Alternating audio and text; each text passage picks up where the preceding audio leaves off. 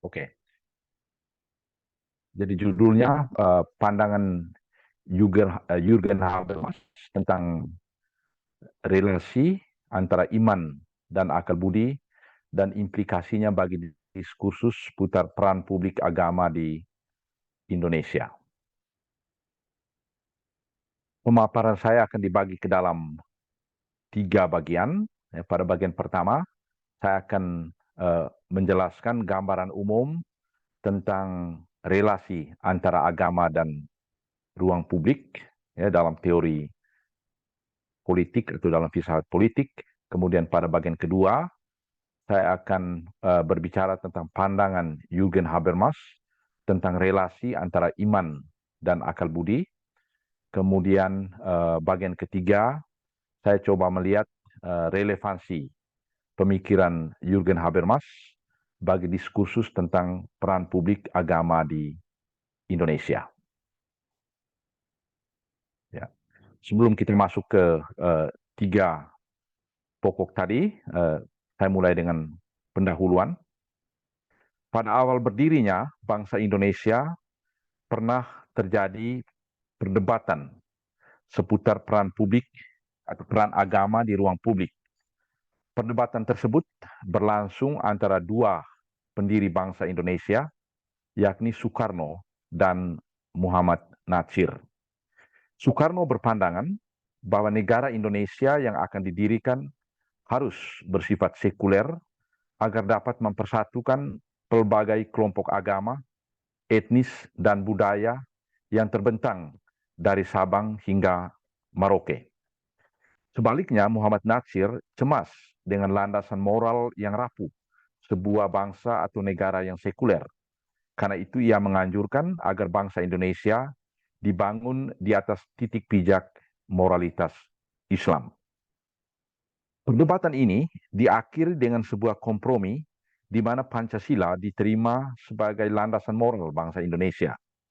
Dengan pengakuan atas Pancasila, bangsa Indonesia tidak menjadi negara Islam yang dapat menimbulkan penolakan dari agama-agama dan kepercayaan lain. Namun kelompok Islam tetap menerima Pancasila karena Pancasila diakui sebagai konsensus lintas batas atau dalam term yang digunakan John Rawls, overlapping konsensus yang mampu mengartikulasikan moralitas publik Islam. Pengakuan akan Pancasila juga tidak menjadikan bangsa Indonesia sebagai negara sekuler yang dapat menimbulkan reaksi negatif dari kelompok religius. Dengan Pancasila, Indonesia didirikan atas dasar prinsip kepercayaan pada Tuhan Yang Maha Esa. Artinya, nilai-nilai religius menjadi basis kehidupan berbangsa dan moralitas publik. Perdebatan tentang peran publik agama di Indonesia belum berakhir dengan diterimanya Pancasila sebagai landasan moral bangsa. Polemik seputar pasal agama di dalam Kitab Undang Hukum Pidana atau KUHP yang disahkan pada awal tahun ini menunjukkan hal tersebut. Perdebatan berkisar seputar pasal perlindungan terhadap agama, pasal penodaan agama, dan larangan untuk menganut dan menyebarkan ateisme. Diskusi tentang peran publik agama tidak hanya terjadi di negara-negara religius seperti Indonesia, tapi juga di negara-negara sekuler di mana peran agama dipandang tidak penting lagi. Di negara-negara sekuler, diskursus putar peran publik agama diwarnai dengan tesis yang menegaskan bahwa keyakinan-keyakinan religius merupakan persoalan privat dan karena itu harus disingkirkan dari proses perdebatan atau deliberasi politik. Para pendukung tesis privatisasi agama ini beranggapan bahwa dalam diskusi tentang persoalan politik atau pengambilan keputusan politik, rujukan pada keyakinan atau otoritas agama tidak dapat diterapkan di dalam masyarakat plural. Sebab argumentasi berbasis religius tersebut sudah pasti tidak akan mendapat persetujuan dari semua warga negara. Dari perspektif hermeneutis, argumentasi religius tidak akan dipahami oleh warga non-religius atau warga sekuler. Juga praktek kekuasaan negara yang didasarkan pada pandangan agama atau ideologi tertentu berdampak secara politis pada perlakuan yang tidak setara terhadap warga yang setara.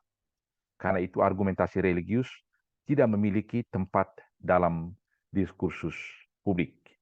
Jadi memberi ruang kepada agama untuk berkiprah di ruang publik itu dapat membahayakan kebebasan orang lain. Karena itu agama harus didomestifikasi atau ditempatkan di ruang privat. Dalam konteks ini, Richard Rorty menyebut agama sebagai conversation stopper atau penghalang komunikasi, penghalang dialog.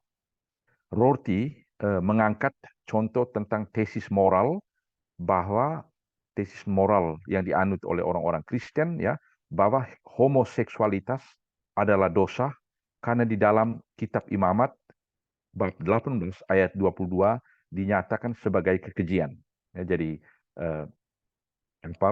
homoseksualitas itu dilarang karena kitab Imamat bab 18 ayat 22 itu menyatakan itu, dan kitab Imamat adalah kitab suci, dan kitab suci adalah ungkapan dari kehendak Allah, dan karena itu harus ditaati secara absolut dan tanpa perdebatan tentang itu. Karena itu Rorty mengatakan bahwa agama dalam hal ini adalah bisa dipandang sebagai penghalang komunikasi atau penghalang deliberasi publik dalam demokrasi. Pernyataan seperti ini menurut Rorty menghentikan diskursus karena mengabaikan kepentingan publik demi sikap atau keyakinan pribadi yang sesungguhnya bukan menjadi bagian dari ranah politik. Pada tataran global, diskursus normatif tentang privatisasi agama dalam beberapa waktu terakhir mengalami gugatan secara empiris, sekurang-kurangnya sejak peristiwa terorisme 11/9/2001, kita menyaksikan secara tragis dampak publik dan makna politis dari keyakinan religius yang selalu diasumsikan sebagai bagian dari ranah privat. Juga secara sosiologis, depolitisasi agama tidak dapat dipahami sebagai konsekuensi yang seharusnya dari proses modernisasi. Sejak awal tahun 90-an misalnya, seperti kemarin kita sudah bicarakan, salah satu pengarang, Jose Casanova, berbicara tentang deprivatisasi agama. Jadi satu fenomen di mana agama itu tidak dapat ditempatkan di ruang privat semata-mata, tapi dia tampil di ruang publik, entah dalam hal-hal yang positif, tapi juga dalam wujud kekerasan seperti yang ditunjukkan lewat terorisme pada tahun 11 September 2001 dan juga sejumlah kekerasan atas nama agama yang terjadi setelah peristiwa tersebut. Sekarang kita memasuki bagian kedua, itu gambaran umum tentang relasi antara agama dan ruang publik. Ada tiga paradigma yang ingin saya tunjukkan pada bagian ini. Secara sederhana, biasanya dikenal tiga model atau tiga paradigma yang menjelaskan peran agama di ruang publik.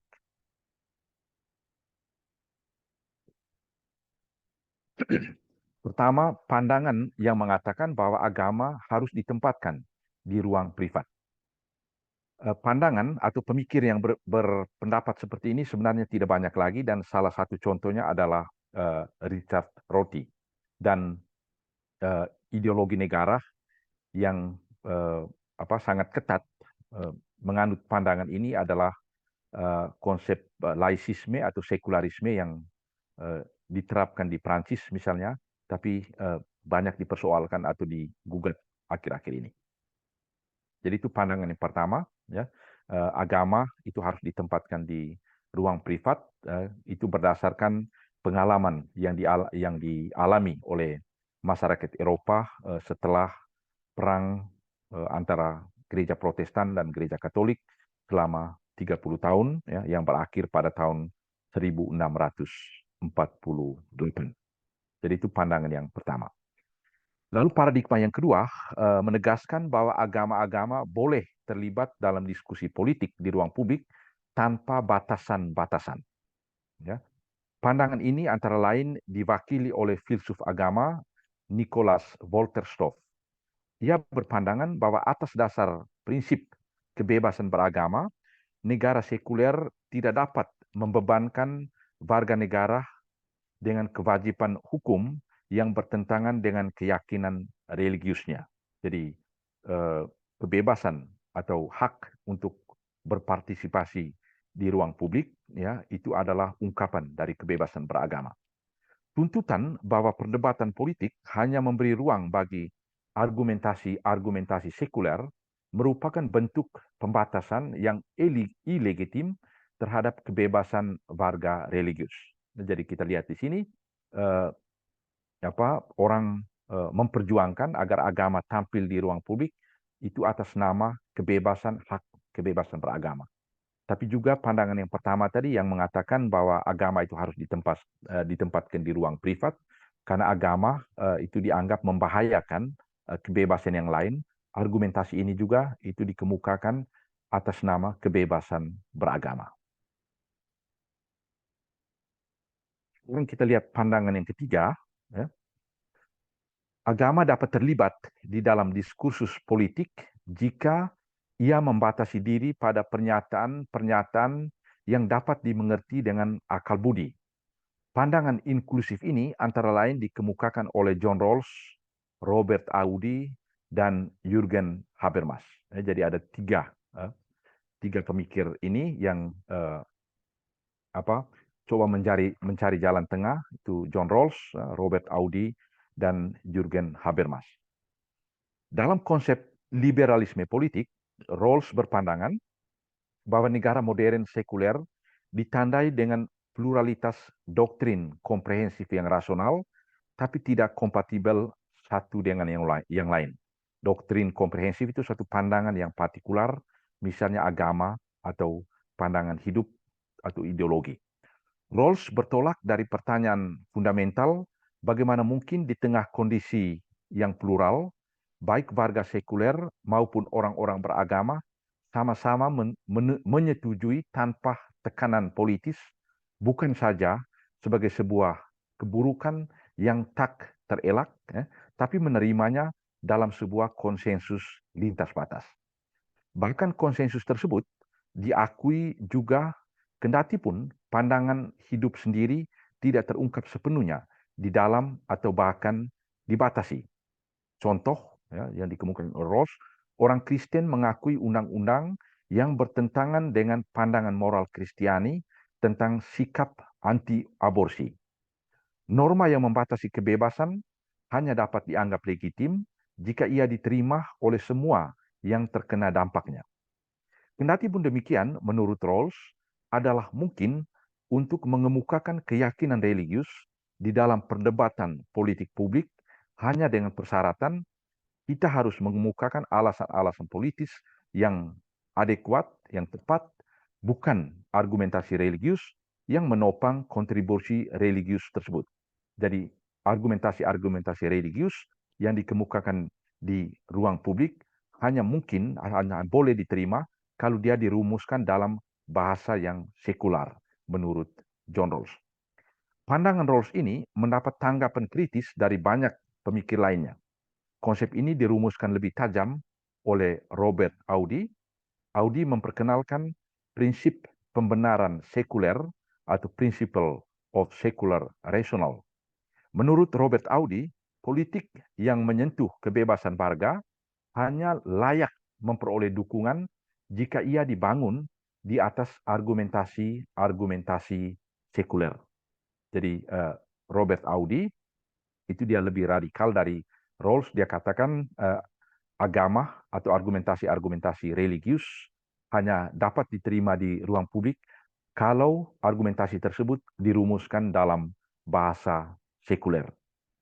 Misalnya, ini contoh yang diangkat oleh Robert Audi, kewajiban doa di sekolah-sekolah publik menurut Audi dapat dibenarkan dengan alasan-alasan sekuler seperti manfaat pedagogis dan psikologis untuk anak-anak muda. Jadi Robert Audi tidak berkeberatan kalau di sekolah-sekolah misalnya sebelum pelajaran dimulai itu ada doa, ya, anak-anak diwajibkan untuk doa, tapi alasan yang harus dikemukakan, ya, itu bukan karena doa itu merupakan ungkapan iman, ya, dari orang Katolik atau orang Kristen atau orang Islam, tetapi karena doa itu memberikan manfaat pedagogis dan psikologis untuk anak-anak didik atau anak-anak muda, ya. Jadi itu jelas ini manfaat psikologis dan pedagogis itu bukan argumentasi religius tapi argumentasi sekuler yang bisa dimengerti oleh orang-orang lain termasuk orang-orang yang tidak percaya kepada Tuhan.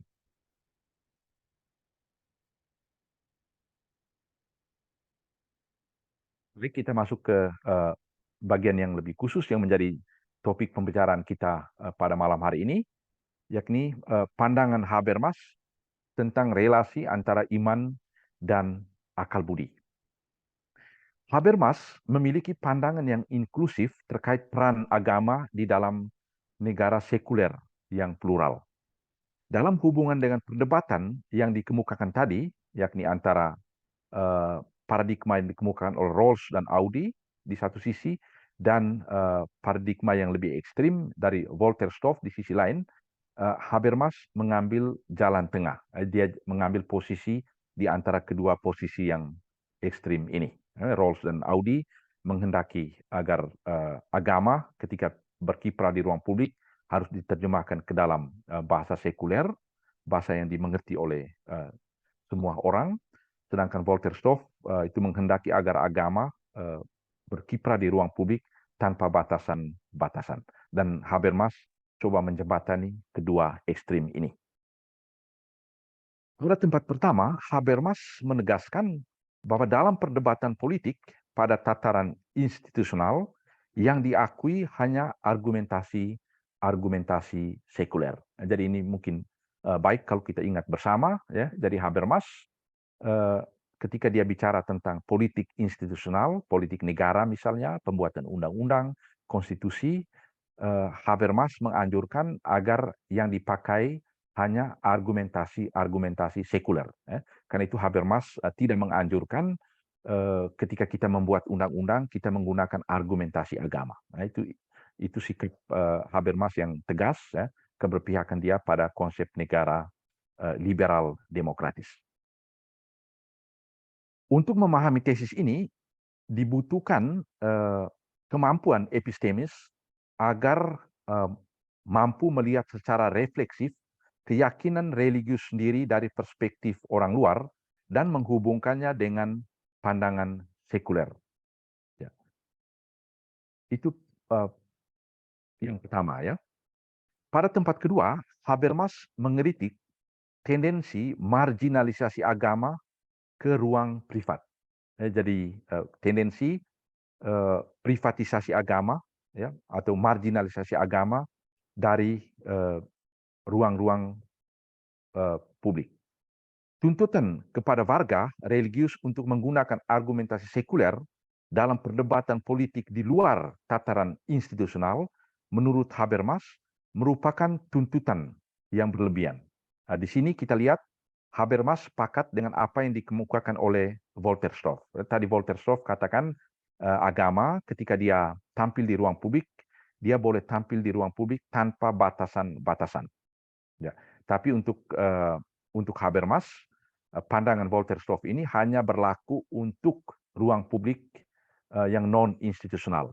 Tapi dalam perdebatan politik pada level institusional, menurut Habermas, yang digunakan adalah argumentasi sekuler dan tidak boleh dipakai argumentasi agama. Ia berpendapat bahwa makna integral dari keyakinan religius menyebabkan sulitnya bagi warga religius untuk menghayati kepribadian yang terpecah ke dalam peran-peran yang berbeda. Nah, itu maksudnya itu kita bertindak tidak fair terhadap warga religius ketika mereka dipaksa untuk bertingkah laku lain di ruang privat, kemudian ketika mereka tampil di ruang publik yang non formal, mereka harus menggunakan bahasa yang lain.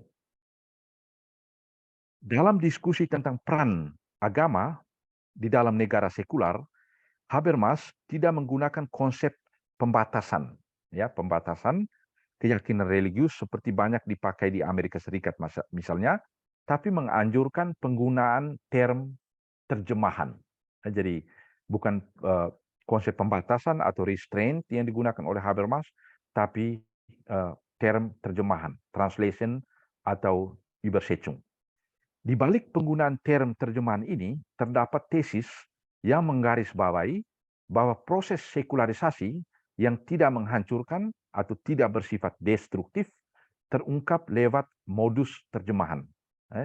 Itu artinya bahwa dalam proses sekularisasi, makna atau term-term religius, makna-makna religius itu tidak hilang, tapi dia mengalami proses transformasi, mengalami proses transposisi. Jadi dia tidak dihancurkan, seperti yang diasumsikan oleh Max Weber misalnya. Artinya dalam proses formasi opini politik publik, pandangan-pandangan agama tidak boleh dibatasi, melainkan dapat diterjemahkan agar makna profan tetap dapat diselamatkan bagi warga yang sekuler. Menurut Habermas, tugas menerjemahkan keyakinan-keyakinan religius ini tidak boleh hanya dibebankan kepada warga religius, tapi harus menjadi tanggung jawab bersama warga religius dan warga sekuler. Kerjasama ini dapat mengurangi beban warga religius dan juga menyadarkan warga sekuler akan potensi semantis dari agama-agama. Jadi warga sekuler, orang-orang ateis, mereka diundang atau diminta untuk mempelajari makna teologis dari agama-agama dan berusaha untuk menerjemahkannya ke dalam bahasa-bahasa yang dimengerti secara publik. Kenapa?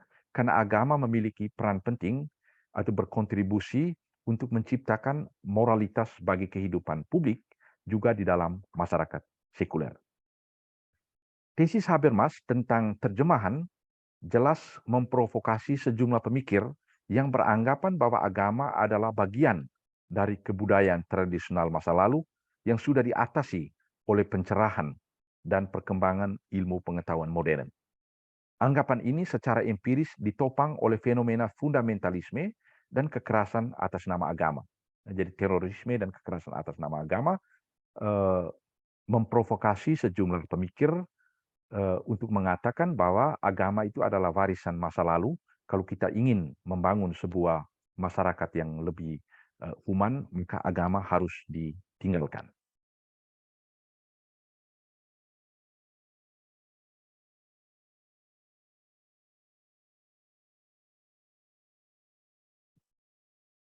Bagaimana kita menjelaskan pandangan Habermas yang begitu positif terhadap agama dalam masyarakat sekuler tersebut? Ada dua alasan kenapa Habermas dalam teorinya, dalam pandangan itu memiliki gambaran yang sangat positif terhadap agama. Dan pandangan yang sangat positif terhadap agama ini itu nampak jelas dalam karya-karya Habermas sejak tahun 2001. Kalau kita bandingkan dengan karya Habermas sebelumnya, misalnya dalam karya sosiologisnya, teori tindakan komunikatif, itu jelas ya. Habermas masih menganut teori sekularisasi di mana dalam seluruh proses modernitas dan sekularisasi itu agama akan lenyap. Ya. Namun sejak tahun 2001 Habermas merevisi kembali teorinya dan memiliki pandangan yang sangat positif tentang agama. Dan ada dua alasan mendasar kenapa Habermas memiliki pandangan yang positif tentang agama dalam masyarakat sekular. Yang pertama, arti penting agama ketika berhadapan dengan sejumlah fenomena patologi sosial atau penyakit sosial. Habermas menekankan bahwa perkembangan minatnya terhadap tradisi agama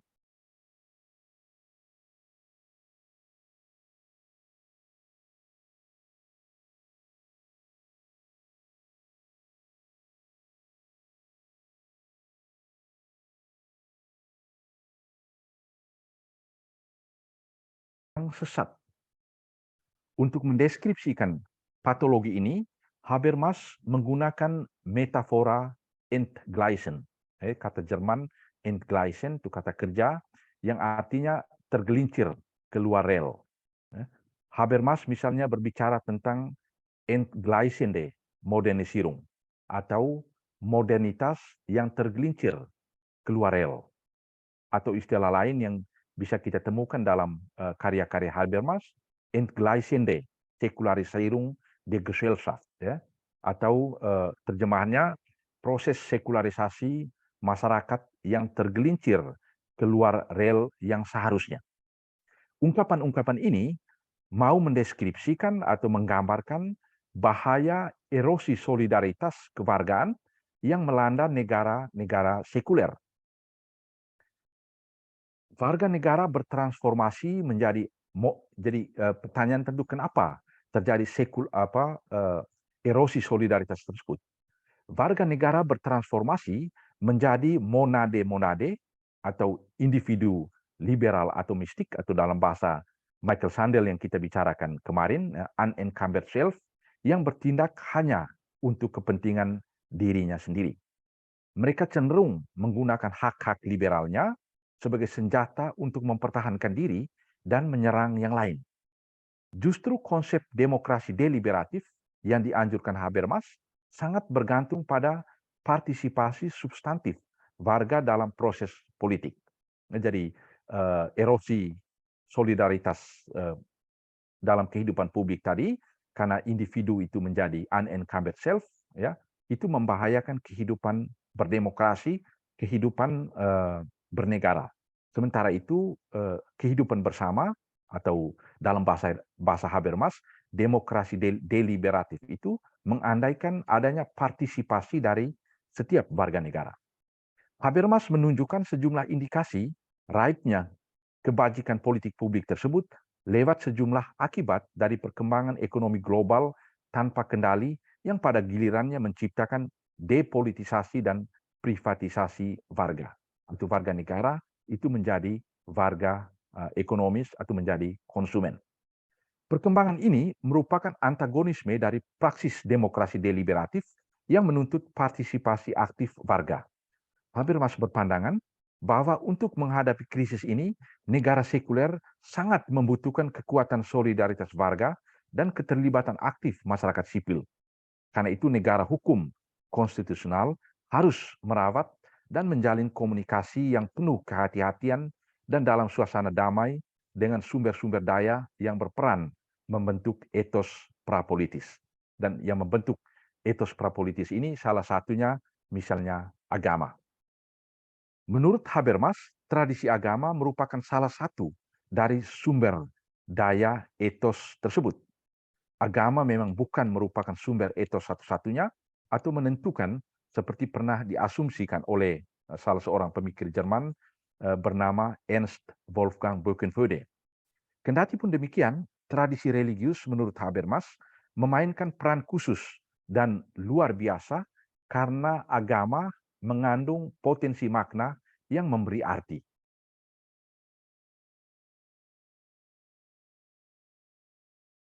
Habermas mengangkat contoh potensi tersebut semuanya dari tradisi Kristen, seperti konsep dosa dan kehilangan maknanya ketika diterjemahkan ke dalam konsep kesalahan, atau paham tentang citra Allah, dan transposisi kreatif yang menyelamatkan ke dalam konsep martabat manusia.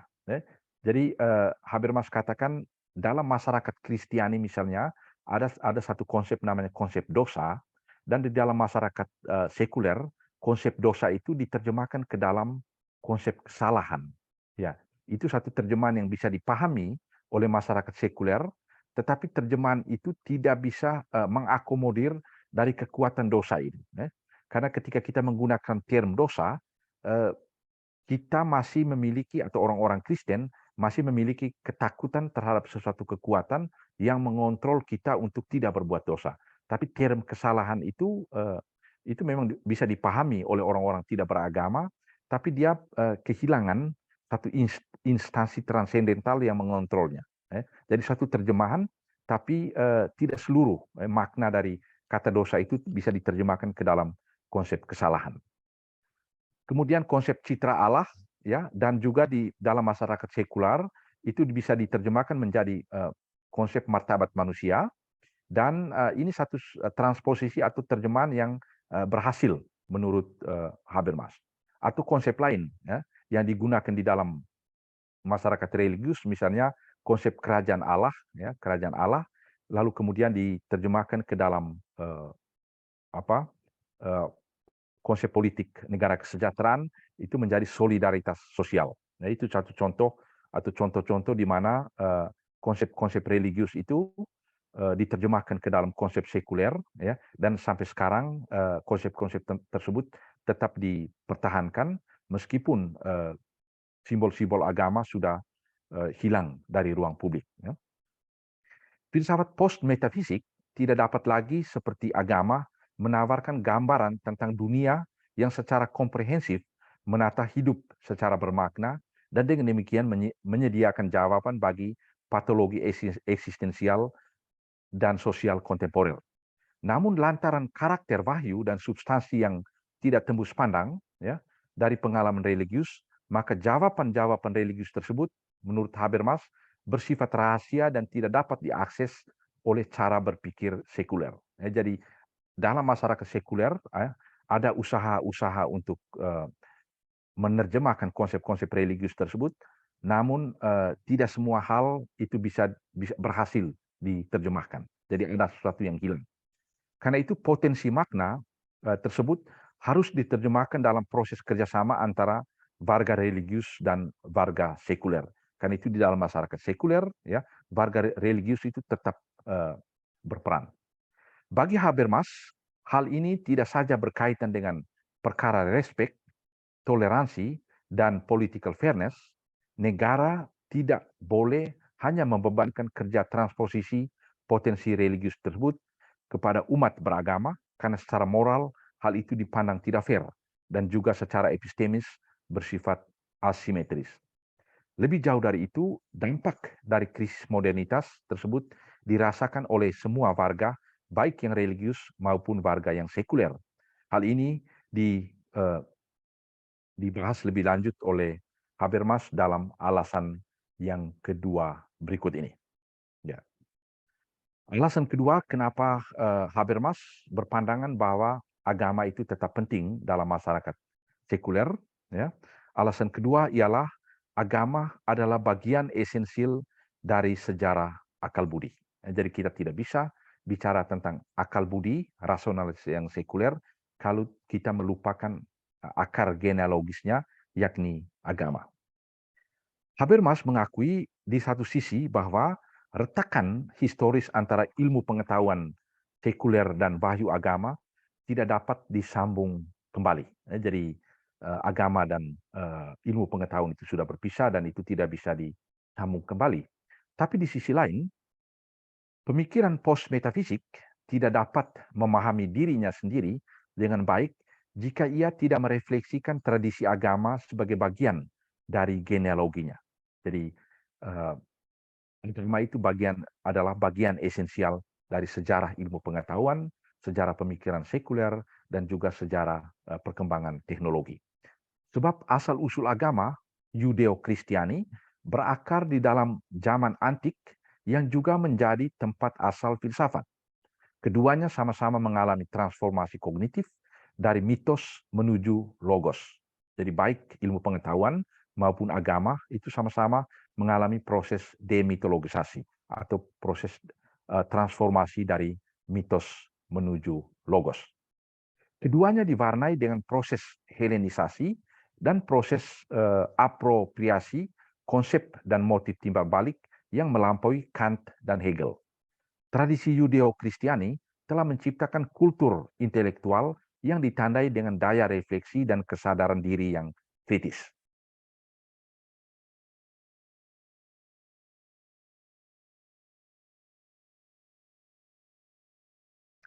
Atas dasar latar belakang bersama dari iman dan pengetahuan ini, atau dari akal budi dan agama, Habermas menegaskan bahwa dalam masyarakat post-sekuler dewasa ini, pandangan di dunia yang sekularistik dan naturalistik murni tidak dapat dipertahankan lagi. Jadi ada pandangan yang mengatakan bahwa dunia ini bisa ada dalam dirinya sendiri, jadi tidak ada moral, tidak ada kebebasan manusia, tapi gerak-gerik yang dilakukan oleh manusia bisa dijelaskan secara naturalistik, ya.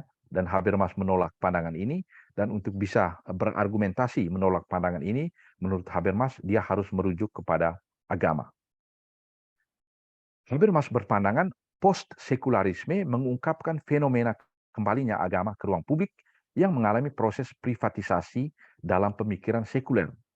Masyarakat post-sekuler, menurut Habermas, menggambarkan perubahan kesadaran dalam masyarakat sekuler atau masyarakat di mana pengaruh agama sudah lenyap.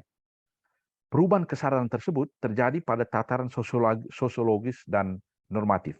Kemarin kita sudah bicara tentang sekularisme atau sekularisasi dalam pengertian sosiologis menurut Charles Taylor. Secara sosiologis, masyarakat post-sekuler merupakan sebuah koreksi atas teori sosiologi sekularisasi yang memprediksi lenyapnya agama sebagai hasil akhir dari proses modernisasi sosial. Ya, jadi Max Weber misalnya berpandangan bahwa sekularisasi adalah sebuah proses satu arah yang bersifat teologis, di mana pada suatu saat itu agama akan lenyap. Dan post-sekularisasi adalah koreksi terhadap pandangan ini. Tetapi fakta menunjukkan bahwa agama tetap ada di ruang publik. Dan menurut Habermas, fenomena ini akan tetap bertahan di masa depan. Dari perspektif sosiologis, konsep masyarakat post-sekuler juga mau mengungkapkan bahwa secara epistemis, masyarakat modern tetap terbuka terhadap kehadiran komunitas-komunitas religius.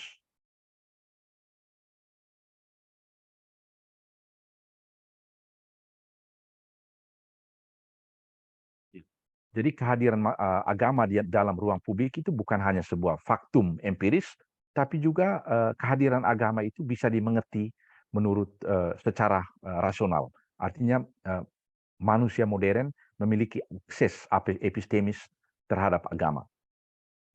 Artinya bentuk-bentuk praktik dan kepercayaan religius tetap dapat diakses secara kognitif. Jadi menjadi orang religius, orang beragama itu bukan sesuatu yang irasional, tetapi sesuatu yang rasional. Filsuf seperti Charles Taylor misalnya, dia rasional, tapi juga religius sekaligus.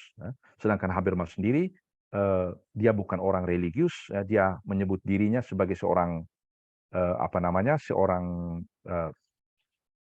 seorang agnostik, ya. Jadi seorang yang bukan saja tidak percaya kepada Tuhan, tapi seorang yang secara epistemologis tidak mampu percaya kepada Tuhan. Ya, itu dia katakan sendiri.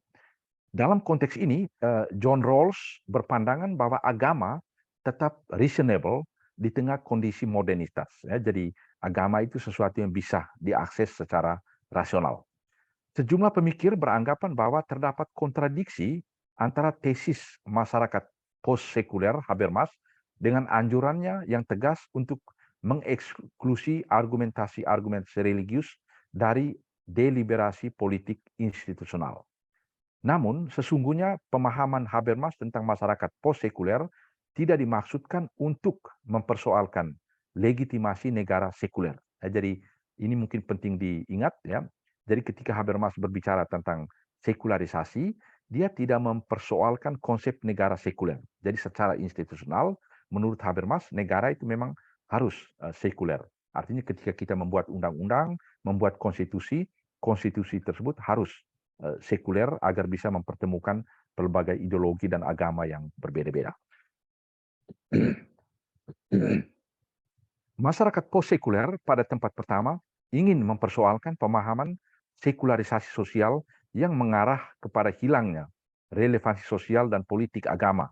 Bagi Habermas, sebuah doktrin religius yang reasonable terungkap dalam keterbukaan untuk mengakui legitimasi politik sekuler tadi. Jadi bahwa seorang yang religius dan reasonable atau rasional sekaligus itu antara lain terungkap dalam kesediaannya untuk menerima konsep negara hukum demokratis yang sekuler.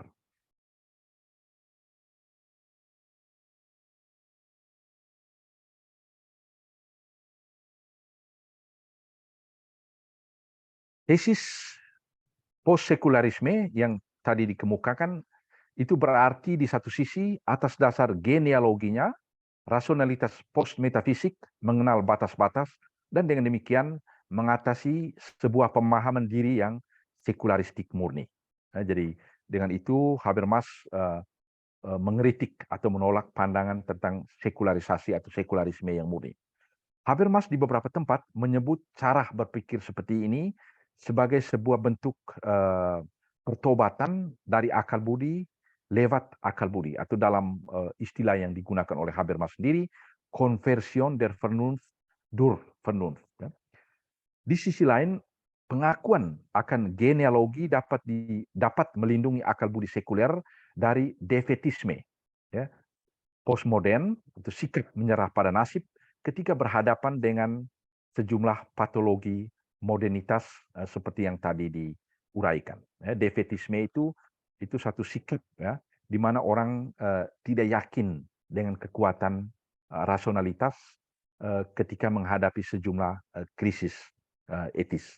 Dan menurut Habermas, sikap yang defetistis itu misalnya ditunjukkan oleh postmodernisme. Ini salah satu kritikan Habermas terhadap postmodernisme.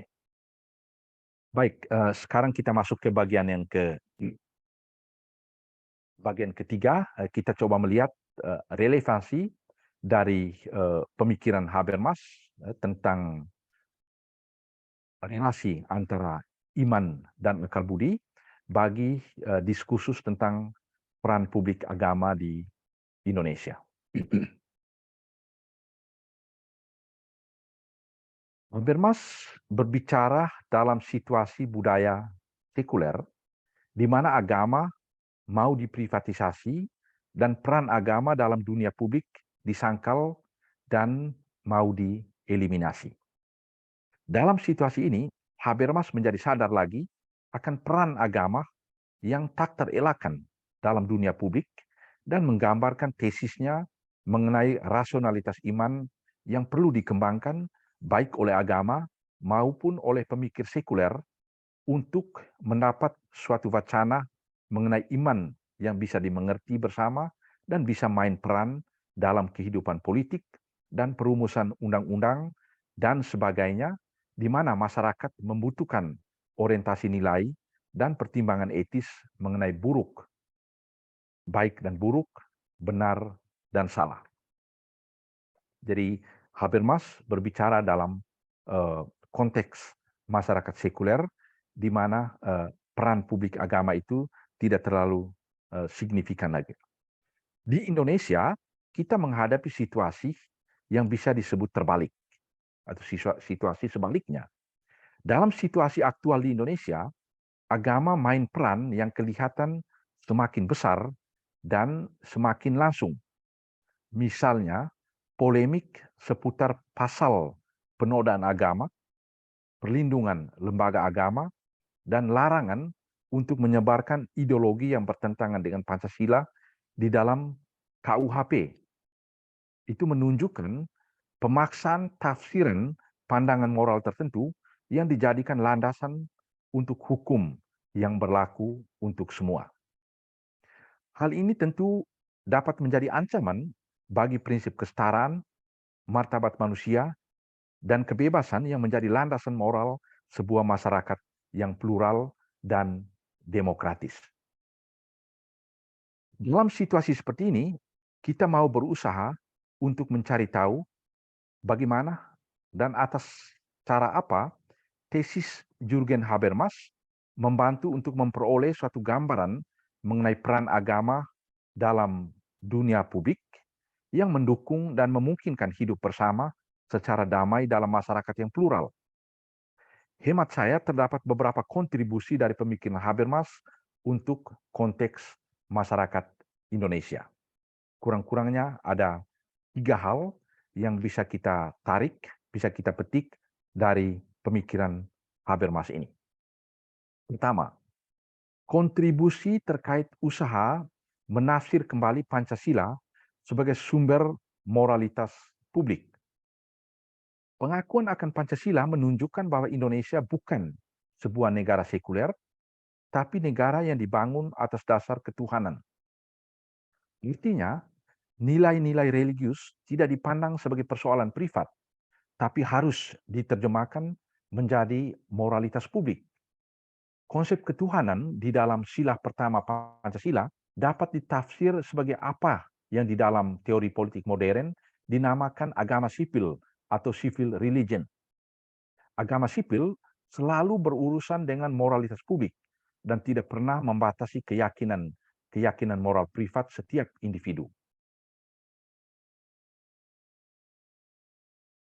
Yudi Latif misalnya menjelaskan konsep ketuhanan dalam Pancasila secara sangat komprehensif. Yudi Latif menulis, saya mengutip, dalam kerangka ketuhanan menurut Pancasila, boleh saja seseorang secara pribadi tidak memeluk agama formal sebagai agnostik atau bahkan ateis, akan tetapi dalam kehidupan publiknya harus tetap menghormati nilai-nilai ketuhanan keagamaan seperti dikehendaki Pancasila berdasarkan hasil kesepakatan konstitusional sehingga tidak diperkenankan menyebarkan propaganda untuk menolak dan membenci agama. Jadi ini pandangan Yudi Latif, ya, dia katakan kita sebagai warga negara Indonesia yang taat pada Pancasila itu dilarang menyebarkan ajaran yang bertentangan dengan agama. Tapi saya kira pandangan ini bisa diperdebatkan. Seperti diuraikan pada bagian terdahulu, Habermas menganjurkan agar pemikiran post-metafisik mengatasi pemahaman diri yang sekularistik murni dan naturalistik. Dengan itu Habermas memberi ruang bagi agama-agama untuk berkiprah di ruang publik guna mengatasi patologi masyarakat modern dan krisis solidaritas sosial. Sejalan dengan ini, Pancasila juga menolak tesis liberal tentang privatisasi agama dari ruang publik. Sebab ketika agama tersudut dari ruang publik ke ruang privat, yang muncul adalah ekspresi spiritualitas personal yang terputus dari kehidupan publik. Sebaliknya, politik sekuler memandang rendah nilai-nilai agama dan mengabaikan signifikansi moral ketuhanan. Akibat yang ditimbulkan oleh situasi saling mengabaikan ini adalah spiritualitas tanpa pertanggungjawaban sosial dan politik tanpa jiwa. Untuk itu, fundamentalisme, baik fundamentalisme agama maupun fundamentalisme sekuler, harus dihindari. Maraknya korupsi di tengah pesatnya perkembangan agama-agama di Indonesia merupakan bukti kasat mata bahwa agama harus dihayati sebagai ritus kesalehan privat dan belum menjadi kekuatan moral di ruang publik. Atau masih dihayati sebagai ritus kesalehan privat dan belum menjadi kekuatan moral di ruang publik. Prinsip ketuhanan sebagai dasar moral bangsa dalam Pancasila tidak akan mengalami proses penyempitan yang fundamentalistik seperti dijelaskan dalam bagian terdahulu jika sila ketuhanan tidak dipisahkan dari sila-sila yang lainnya. Ketuhanan atau religiositas sebagai landasan moral bangsa harus ditunjukkan dalam penghargaan terhadap martabat manusia, usaha menciptakan solidaritas sebagai sebuah bangsa, menjadikan demokrasi sebagai cara hidup dan sistem politik yang memfasilitasi kedaulatan rakyat guna mengakhiri feodalisme dan dinasti politik dan menjadikan keadilan sosial sebagai jalan untuk menciptakan kesejahteraan umum. Dengan ini Pancasila tidak hanya menjadi ideologi abstrak, melainkan sungguh-sungguh menjadi landasan moral publik yang berkelindan erat dengan perjuangan hidup rakyat sehari-hari. Jadi sila ketuhanan itu penting, tapi sila ketuhanan tidak boleh dipisahkan dari sila-sila lainnya. Tidak boleh dipisahkan dari prinsip kemanusiaan, prinsip solidaritas atau persatuan, prinsip keadilan sosial, dan prinsip demokrasi. Itu yang relevansi yang pertama. Bagaimana kita menggunakan cara berpikir Habermas untuk menafsir kembali Pancasila. Yang kedua, Habermas menganjurkan perlunya proses terjemahan atau transposisi semantik agama-agama ke dalam bahasa sekuler jika terlibat dalam diskursus publik. Jadi agama-agama ketika dia terlibat dalam diskurs publik, dia harus berusaha untuk menggunakan bahasa yang bisa dimengerti oleh orang-orang lain. Seorang politisi Katolik, misalnya, yang menjadi anggota parlemen, dapat membenarkan atau melegitimasi posisinya yang sesuai dengan iman Kristiani dalam argumentasi akal budi sekuler tanpa rujukan kepada ayat-ayat kitab suci atau otoritas religius. Ia dapat memperjuangkan aspirasi agar negara mengurus kesejahteraan fakir miskin dan anak terlantar dengan merujuk pada amanat konstitusi pasal 34, ya, fakir miskin dan anak terlantar itu harus dipelihara oleh negara tanpa harus mengutip misalnya Injil Matius bab 25 tentang pengadilan terakhir di mana Yesus menjadikan tindakan kasih sebagai kriteria satu-satunya. Dengan argumentasi sekuler seperti ini, politisi tersebut mengalami kehilangan daya ekspresi teologis yang tajam, namun kehilangan ini dapat dikompensasi dengan kemenangan strategis di mana posisi Kristiani, juga agama lain, mendapat pengakuan publik luas. Nah, jadi ketika seorang politisi Katolik tadi menggunakan argumentasi konstitusional untuk membela orang-orang miskin, ya, dia akan kehilangan bahasa religius, tapi kehilangan tersebut bisa dikompensasi, ya, secara strategis di mana argumentasinya bisa diterima secara luas karena argumentasinya itu bisa diterima oleh kelompok yang berada di luar keyakinan atau komunitas agamanya. Namun tuntutan untuk menerjemahkan keyakinan religius ke dalam bahasa sekuler bukan saja berguna karena alasan strategis, politis, dan moral tersebut. Tuntutan terjemahan ini urgen dari kerangka referensi epistemis teologi. Artinya, agar pesan-pesan agama dapat dimengerti juga oleh orang-orang dari agama atau ideologi lain. Jadi sebenarnya setiap agama itu punya punya tuntutan untuk menerjemahkan bahasa-bahasa religius yang partikular ke dalam bahasa yang bisa dimengerti oleh orang-orang lain, juga di internal agama itu sendiri. Untuk konteks Indonesia yang religius, seruan Habermas untuk menerjemahkan bahasa agama ke dalam bahasa sekuler dapat diterjemahkan sebagai tuntutan bagi agama-agama agar di ruang publik menggunakan bahasa yang dapat dimengerti oleh penganut agama-agama lain.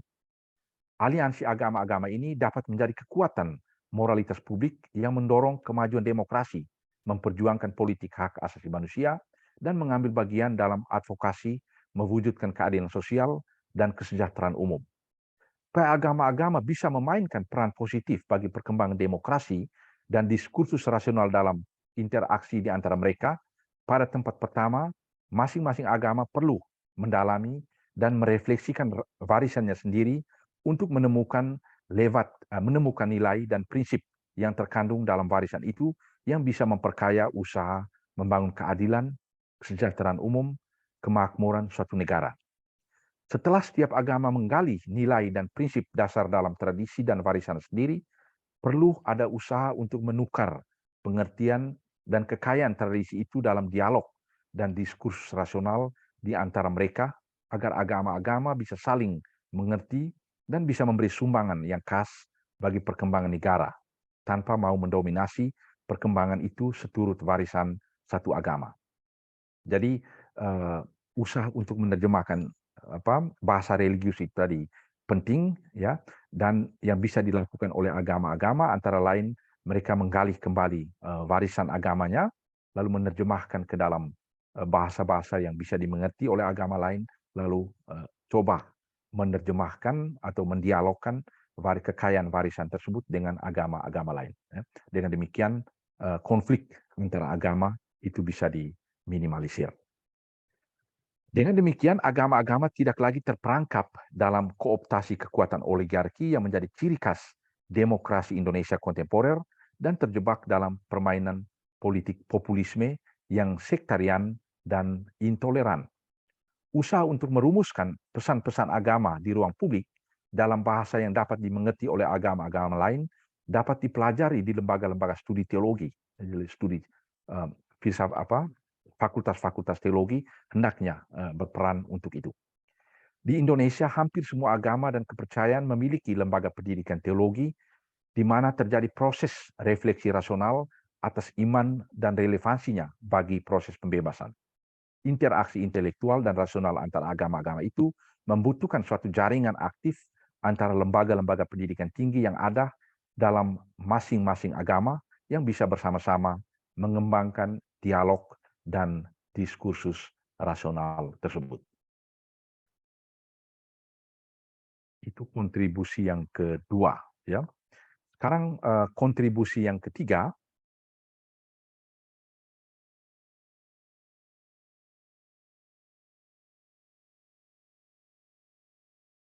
dalam kondisi masyarakat modern post-sekuler, Habermas juga menuntut adanya proses saling belajar antara warga religius dan warga non-religius.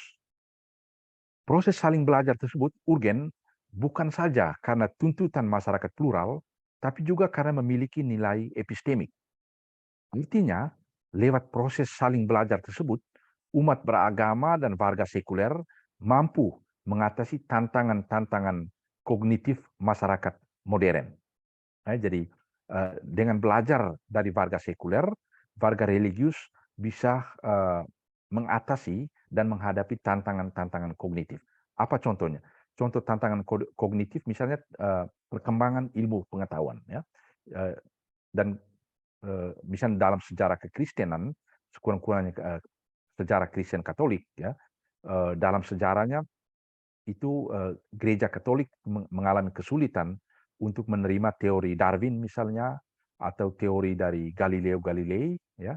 Tapi dalam perjalanan waktu akhirnya gereja Katolik atau teologi Katolik berhasil untuk mengadaptasi atau menyesuaikan diri dengan penemuan ilmu pengetahuan modern tersebut.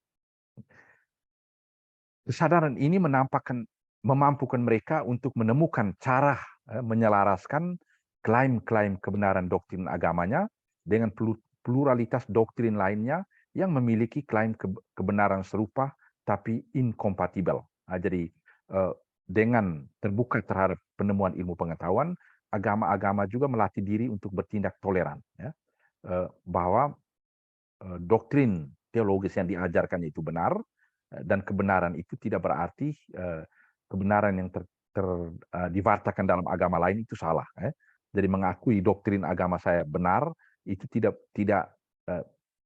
mengharuskan saya untuk mengatakan bahwa doktrin agama lain itu salah. Jadi kita bisa menerima, ya, kebinekaan. Umat beragama juga harus belajar membangun relasi yang harmonis antara otoritas ilmu pengetahuan alam dengan klaim-klaim kosmologis doktrin agama. Dan saya kira ini persoalan yang agak rumit, ya, yang dialami oleh agama-agama, ya, terutama misalnya sekarang dengan persoalan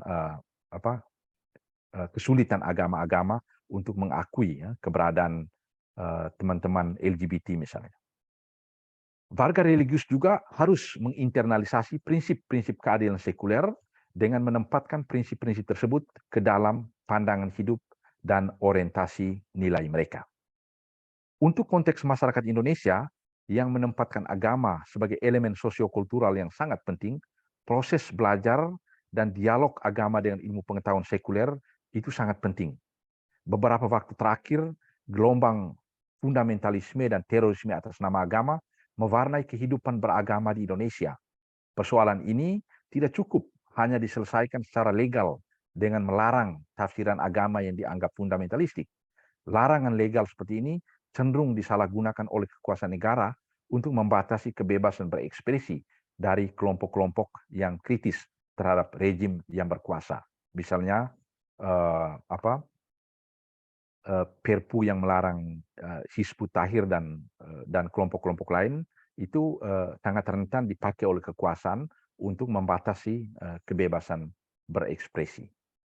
Dalam masyarakat yang plural seperti Indonesia yang menghargai hak-hak asasi manusia, disensus tentang keyakinan-keyakinan etis dasar seharusnya diterima sebagai sebuah realitas. Ruang publik perlu membuka diri terhadap konflik kebenaran metafisis dan religius. Jadi kita perlu membiasakan diri untuk berdebat tentang doktrin religius itu di ruang publik. Ya, misalnya saya hanya bisa angkat contoh dari perspektif Katolik. Misalnya kami meyakini bahwa Maria itu Perawan, ya, Perawan Maria, Santa Perawan Maria. Lalu mungkin ada yang tidak setuju dengan itu. Menurut saya tidak ada soal kalau kita memperdebatkan itu di ruang publik tanpa harus terlibat dalam konflik kekerasan fisik. Agama-agama dan pandangan hidup harus belajar hidup dalam konflik-konflik metafisis seperti itu tanpa harus menggunakan kekerasan. Untuk itu kita perlu mengembangkan apa yang saya mengutip salah satu filsuf Jerman yang cukup dikenal sekarang, namanya Otfried Höfe. Ya. Otfried Höfe menamakan ini sebagai konsep liberalisme politis yang terbatas. Ya. Konsep filsafat politik baru ini membuka ruang bagi disensus fundamental atau ketidaksepahaman fundamental atau ketidaksepahaman metafisis. Filsafat politik baru ini dapat dinamakan atau disebut juga dengan nama posisi setengah fundamentalisme atau fundamentalisme liberal. Sebuah fundamentalisme yang mengungkapkan diri di ruang publik dalam bentuk liberalitas. Bagi umat beragama, proses ini dapat menciptakan kesadaran religius modern yang menghargai pluralitas di ruang publik dan menjauhi kekerasan dalam menyelesaikan perbedaan pandangan fundamental. Ya.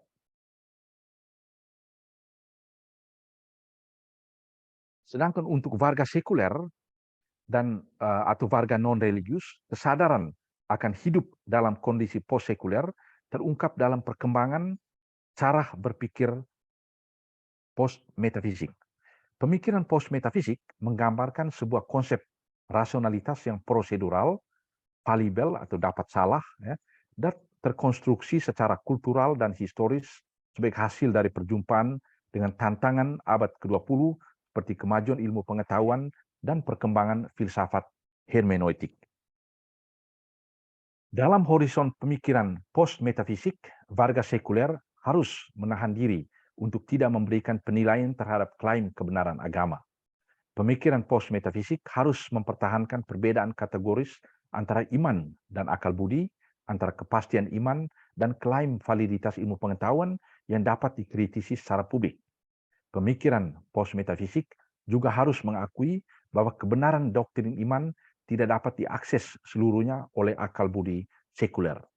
Paradigma berpikir post-metafisik juga tetap mengakui tempat agama dalam proses pembentukan akal budi sekuler dan tetap terbuka untuk belajar dari pandangan-pandangan tradisi agama. Menurut Habermas, bentuk-bentuk kesadaran religius dan non-religius yang telah melewati proses saling belajar tersebut dapat menjawab tantangan-tantangan kognitif masyarakat kontemporer. Hanya melalui proses saling belajar ini, seperti yang tadi saya sudah kemukakan, partisipasi dan representasi yang setara dan fair antara warga sekuler dan religius di dalam negara hukum demokratis itu dapat dijamin. Proses ini mereproduksi syarat-syarat di mana hak-hak dasar semua dijamin dan martabat manusia dihargai. Kondisi ini akan menciptakan keutamaan publik yang menjamin prinsip kesetaraan dan kebebasan semua warga negara Indonesia. Lebih jauh dari itu, kontroversi seputar pembatasan kebebasan beragama dan berekspresi lewat pemberlakuan pasal-pasal seputar penodaan agama, perlindungan agama, dan larangan menyebarkan ateisme dalam KUHP akan kehilangan dukungan sosialnya jika agama-agama terus membuka diri membangun dialog dengan konsep pemikiran sekuler seperti perkembangan ilmu pengetahuan dan faham hak-hak asasi manusia.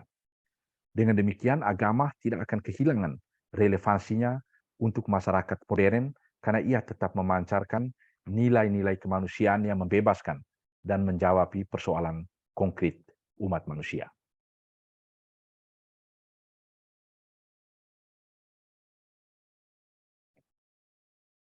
Baik, dalam pemaparan tadi ya saya telah coba menunjukkan relevansi pandangan Habermas tentang relasi antara iman dan akal budi bagi perumusan peran publik agama di Indonesia. Dalam masyarakat Indonesia, agama memiliki peran yang dalam kehidupan privat dan juga dalam kehidupan publik, peran yang penting dalam dua ranah kehidupan tersebut. Namun peran publik tersebut sering bersifat hegemonis ya, dan mengabaikan faktum bahwa bangsa Indonesia adalah sebuah eh, masyarakat yang plural. Di sini Habermas menganjurkan solusi tentang pentingnya proses saling belajar antara agama dan akal budi sekuler agar keduanya dapat berkontribusi bagi pembentukan keadaban publik, pembentukan kehidupan publik yang damai dan juga saling menghargai satu sama lain. Baik, itu kira-kira apa yang saya bisa sharingkan pada malam hari ini. Saya kembalikan kepada Mbak Teresa untuk memandu diskusi selanjutnya.